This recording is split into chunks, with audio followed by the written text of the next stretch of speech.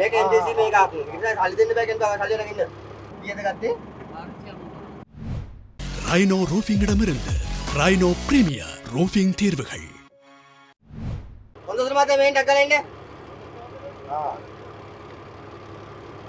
මේක NTC මේක ආපු. ඒක නිසා සල්ලි දෙන්න බෑ කියන බව සල්ලි අරගෙන ඉන්න. සල්ලි අරගෙන ඉන්න. වැඩිපුර ගත්ත ගමන් දෙන්න ඕනේ. ටක් කරලා එන්න. දැන් කොහෙද? හරි දැන් මම කොහෙද වහින්නේ? ගත්තා වගේ. කීයද ගත්තේ? 495ක් වගේ ගත්තා. අහක් ගත්තේ කීයද?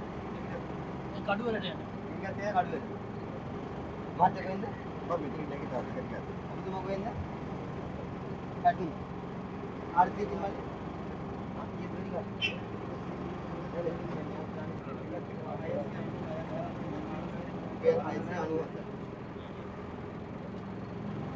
Господин.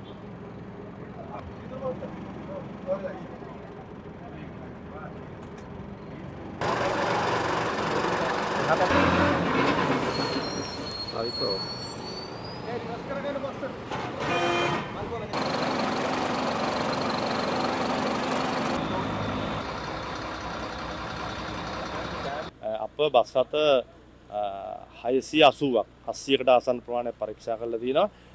එයින් බස් රථ 80ක පමණ වැරදි අනාවරණය වෙලා තියෙනවා. ඒ කියන්නේ වැඩිපුර ගාස්තු අය කිරීම හෝ ප්‍රවේශ පත්‍ර ලබා නොදීම කියන වැරදි අහු වෙලා තියෙනවා. අනාවරණය වෙලා තියෙනවා බස් රථ 80ක පමණ. ඒ ටික තමයි දැනට තියෙන අද දක්වා තියෙන තත්ත්වය.